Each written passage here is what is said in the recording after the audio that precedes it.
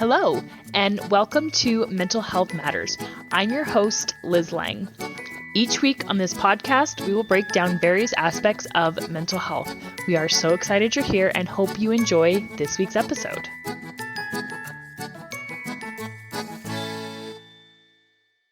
Hey guys, Liz Lang here with Jeremiah and Selina Woodruff with Core Connection. And this week we are going to get into from shame to self-worth.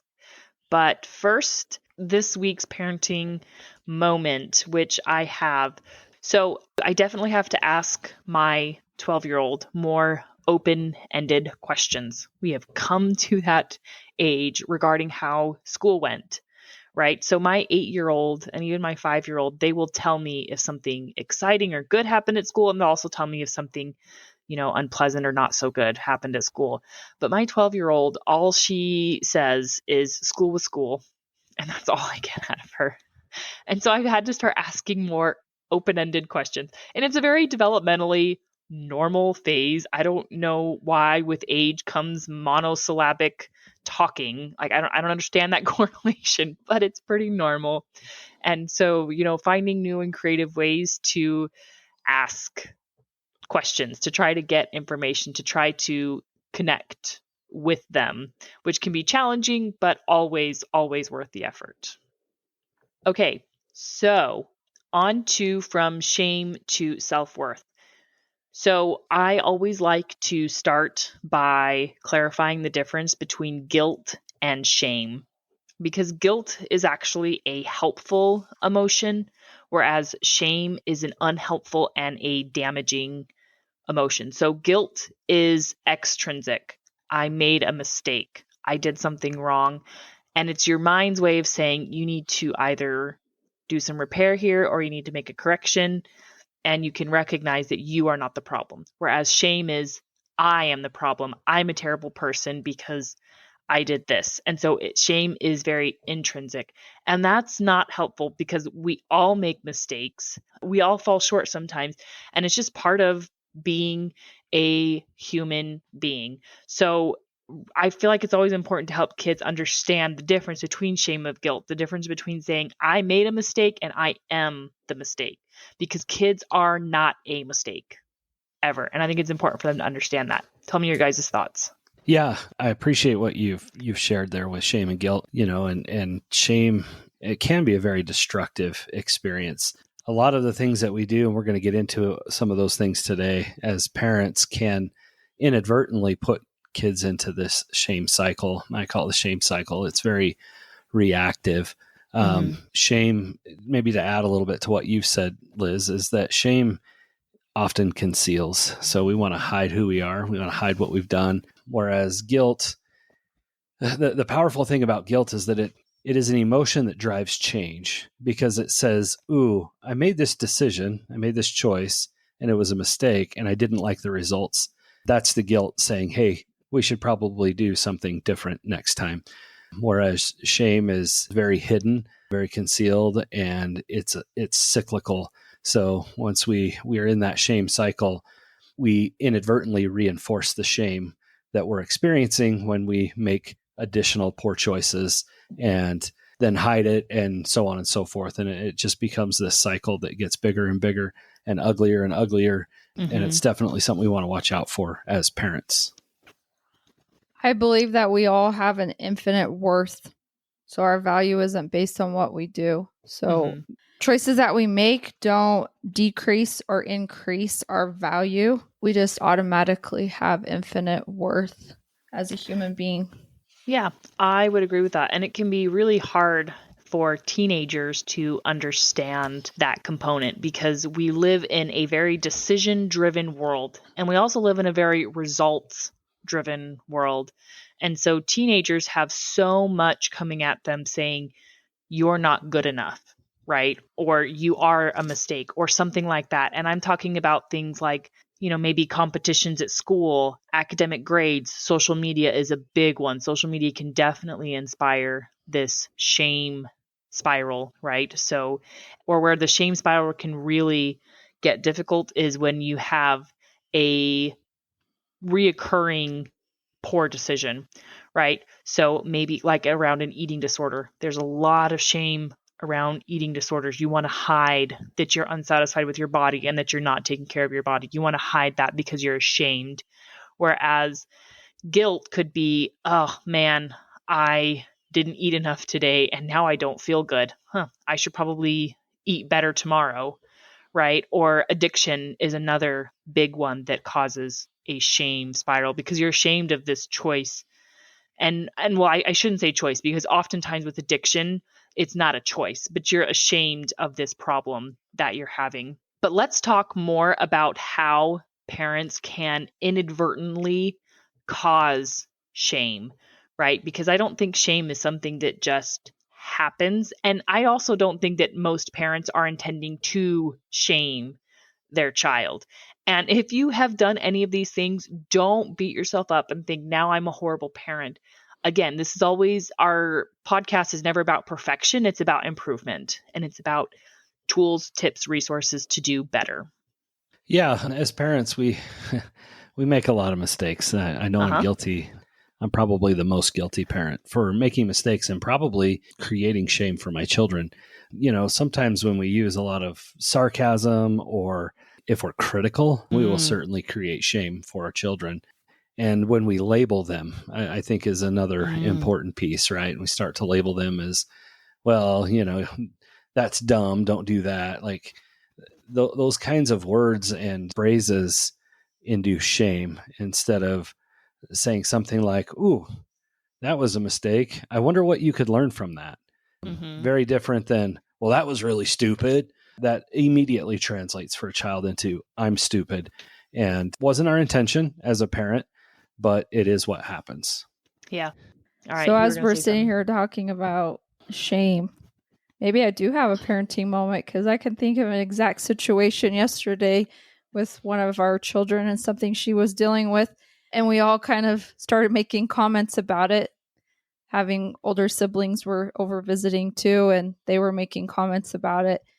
And I'm just sitting here thinking, goodness, if she has that problem again, she certainly is not going to tell any of us, and she's going to hide that. No, she's not going to come to any of us for help. So I got to reword what I was saying to her yesterday and think about those things I was saying. Because I think we were all just kind of joking and laughing about the situation, because to us it was just kind of funny. But for her, that wouldn't be funny, and that would feel like everyone was coming at her and that she is doing something wrong. And I really appreciate that vulnerability, because as parents, it's so easy to make that mistake.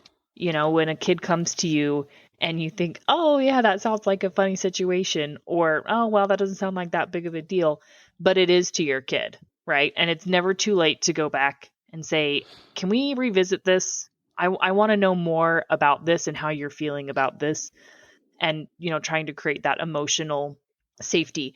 So another thing that I thought about as Jeremiah was talking about not labeling our kids like, oh, don't say things like, well, that was stupid, right? Because then they will label themselves as stupid. The same can be true for positive qualities when you say things like, oh, you're so smart, or, you're so this, or you're so that. And it's not that you shouldn't praise your child or you shouldn't acknowledge qualities, but your focus should be more on effort, right?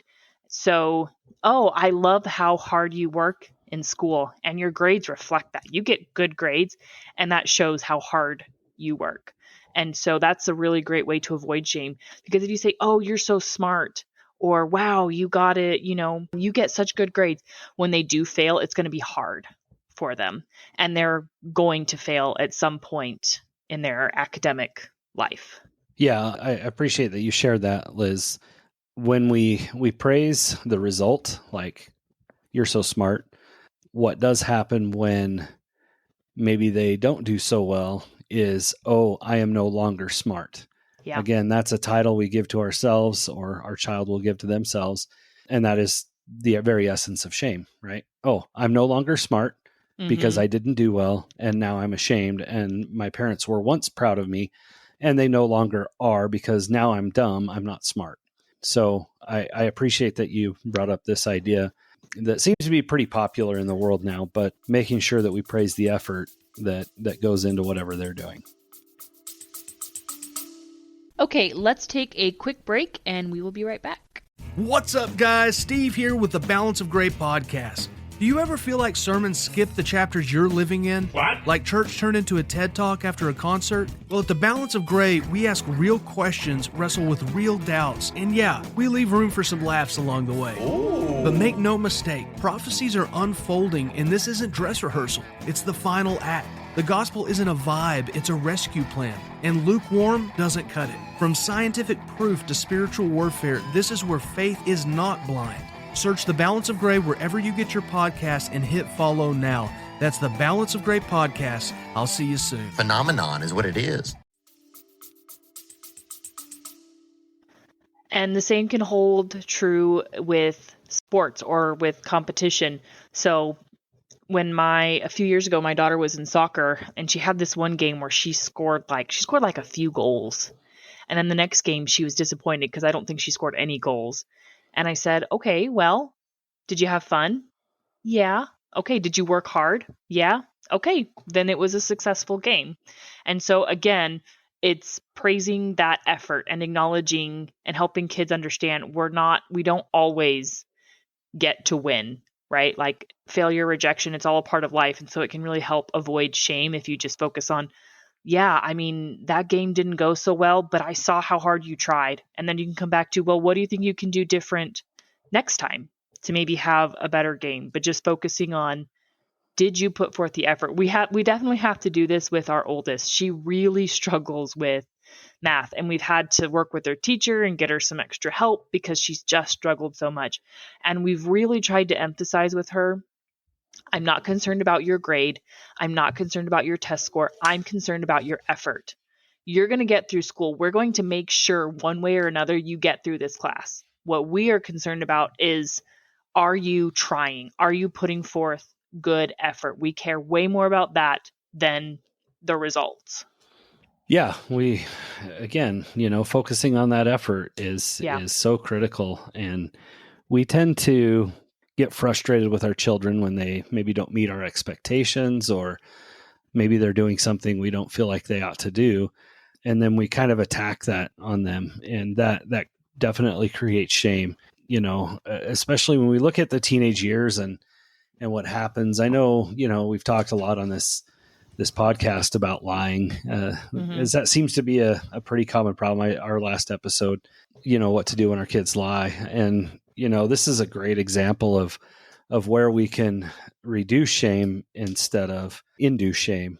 If we say something like, I can't believe you would do this, that is really creating a label for a child, instead of saying, I'm curious what is causing you to feel the need to be dishonest.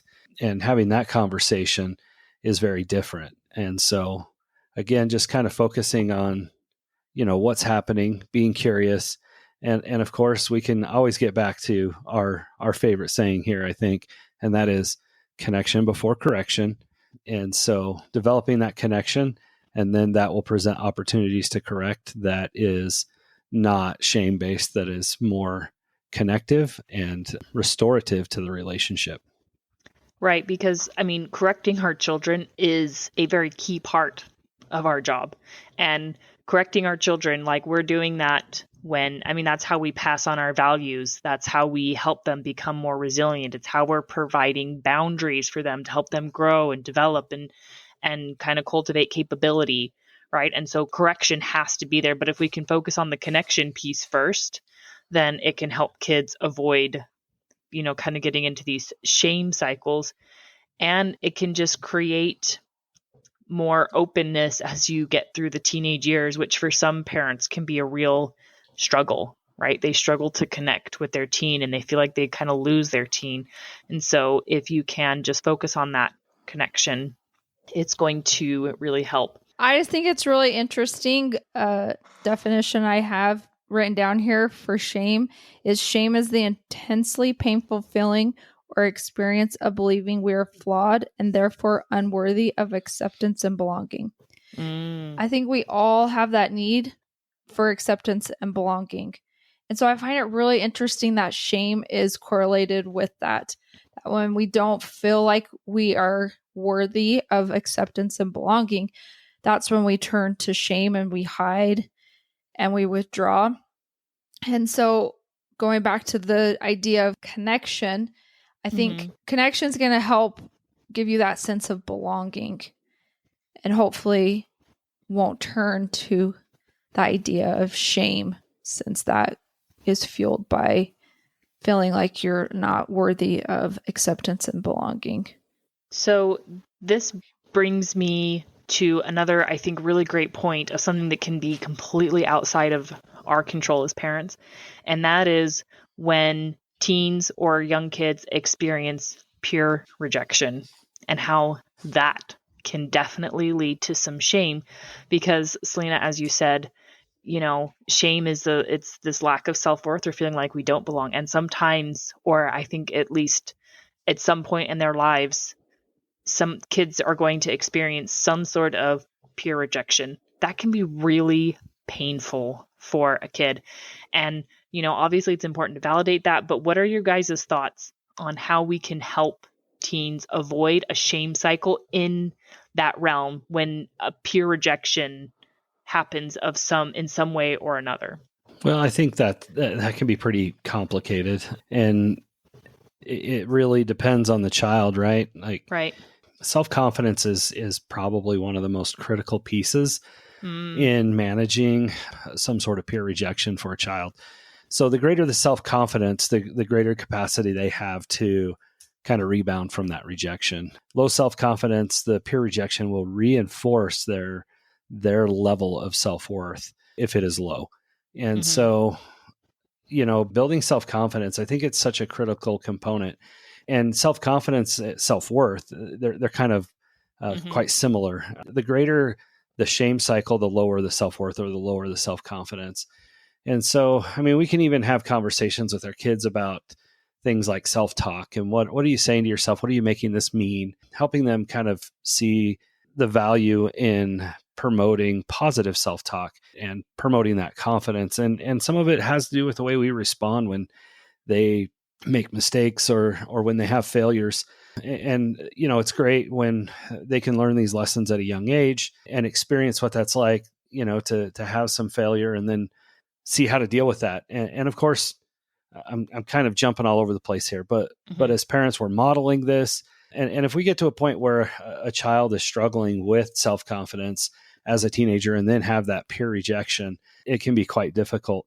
And so in this moment, I would probably start first and foremost with validating their feelings and emotions, validating what they're experiencing, and giving them an opportunity to experience whatever they're feeling. As parents, I know we've talked about this before, but we look at maybe a 15 or 16-year-old child is rejected from a romantic partner, or they break up with them or whatever. And we think, good golly, why are you so upset about that? There's going to be a million more of these in your life before maybe you find the partner that you're looking for. And so we tend to invalidate what they're experiencing because we know that the reality is you're probably not going to end up with somebody you started dating when you were 15 or 16 or 17 or even 18 years old.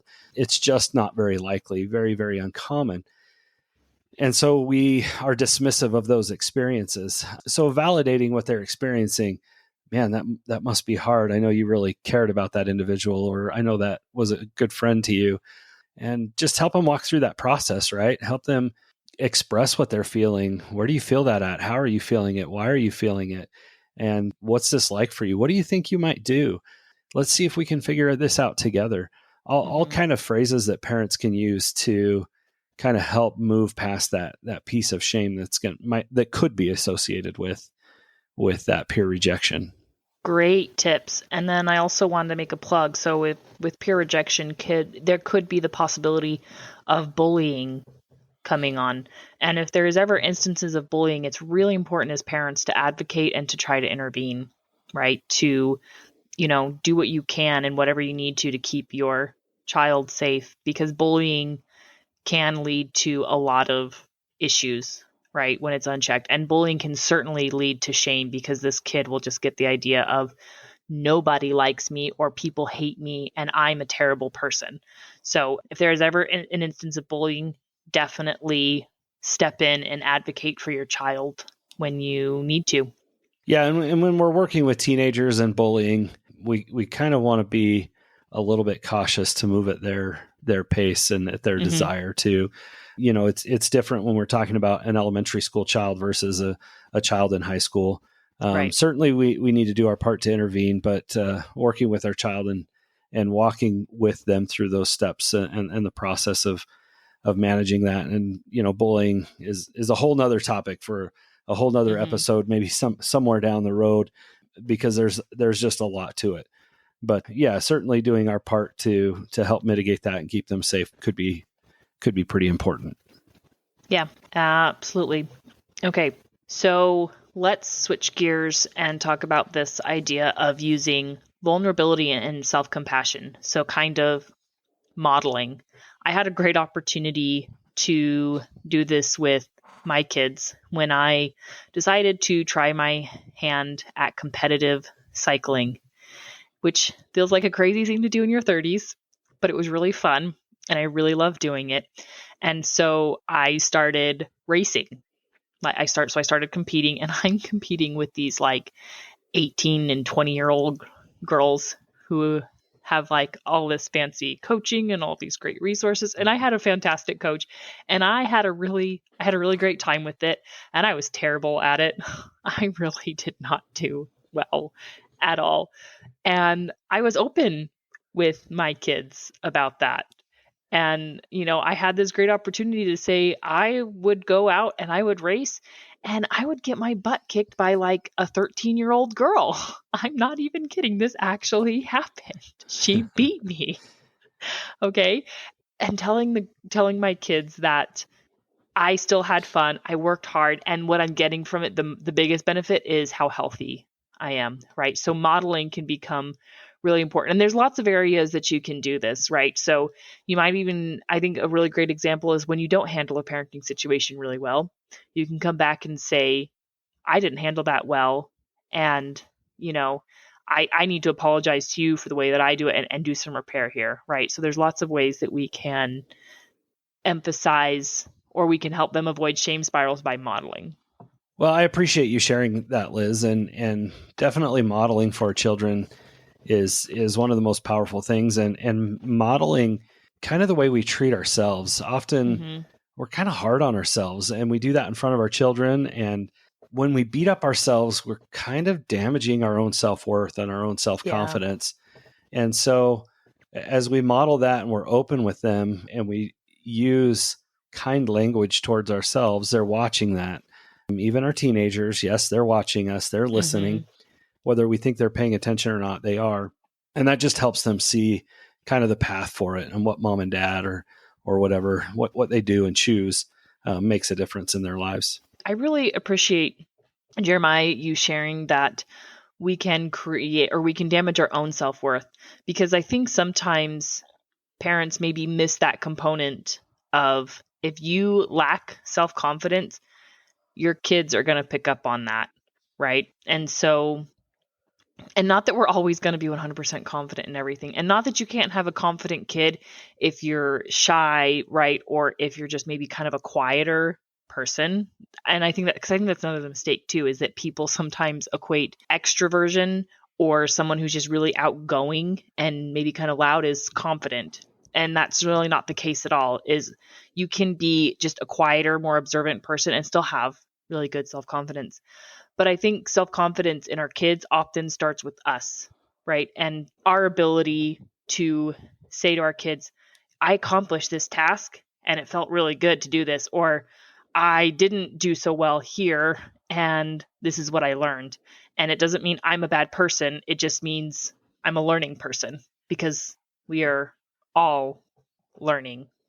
Yeah, I think finding the opportunities to celebrate even failures, not just the good, successful things that they accomplish, but celebrating the failures and working through them and talking about them and seeing what we learned from them. Right. Yeah. So I really like this idea of consistent rituals and of affirmations and belonging. So I think family time can be a really great way to build self-worth, and it certainly builds a sense of belonging.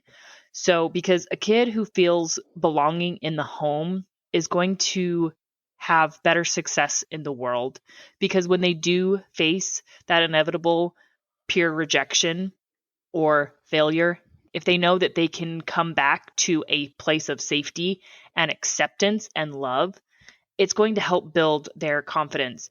And it can be anything, right? So, I mean, I am a big advocate of just family activities and family gatherings in any way, shape, or form. It could be anything from a movie night, a game night, going for walks. Maybe you guys all attend church together.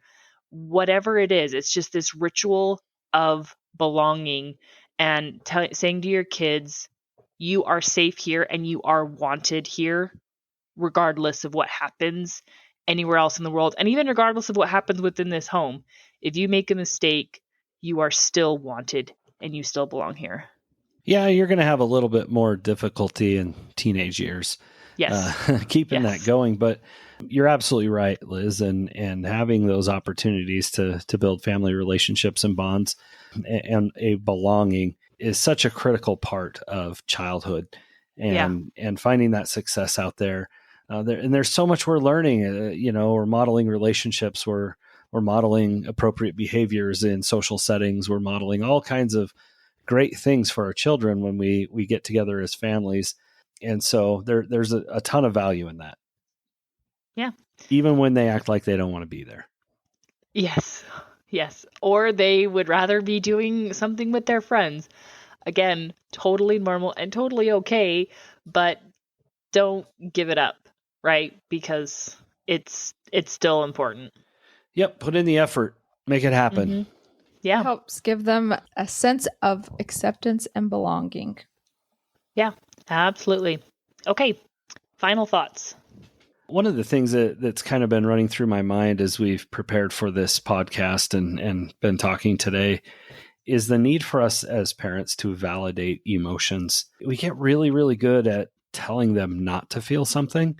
Stop crying. Why are you doing that? Why are you angry? You shouldn't be angry. Whatever it is they're experiencing. And I worry that when a child comes to us with a strong emotion, maybe we look at a teenager who's suffering from, a breakup or something like that. And I know we already touched on this, but if we want to circle back here, validating those emotions becomes important for keeping them out of shame. Maybe your 15-year-old son, who's a pretty tough kid on the football team and works out all the time, he's pretty strong, comes to you and is pretty upset and is vulnerable and shares his emotions with you. And if you don't validate those, that could make him feel ashamed that he's experiencing sadness or that he's hurt. And now we've started the shame cycle without even realizing we've done it. So I just feel like validating their emotions is such a critical piece of parenting that I know I've often gotten wrong. I'm guessing others out there have too. I'm sure there's some who do a wonderful job with that. And then maybe my final thought would be that sometimes, if we're really deep into a lack of confidence, a lack of self-worth, and we're deep into that shame, we probably ought to be looking at professional help and getting some counseling for that child, especially if it's not something we've done great with as a parent. Maybe getting some outside help, tools, resources, whatever that is, to help go through that process and begin rebuilding self-worth, rebuilding confidence, and breaking the cycle of shame. So don't be afraid to reach out. It could be super important for your child. Your teen isn't looking for you to be perfect. They're just looking for connection. And validating their feelings is a great way to connect with them and help them to feel that what they're experiencing is real. It's not something that they need to hide. So showing them that mistakes don't make them unworthy of love. We all make mistakes, and that's something we can work through. Doesn't make them unworthy of your love. Absolutely. Okay, so final thought for me, and this is not my quote. So teens grow into the messages they repeatedly hear. Let those messages be rooted in love, not judgment. Great kind of synopsis Love it. of Great message. of everything we've talked about this week. Okay. So next week we are excited for our special guest Michael, and he is from Autism Voyage, and so our topic is going to be advocating for special needs family. So it's going to be a great episode. We are super excited, and we will see you all next week. Have a question? How about a topic you'd like us to cover? Send us an email at mentalhealthpod21@gmail.com.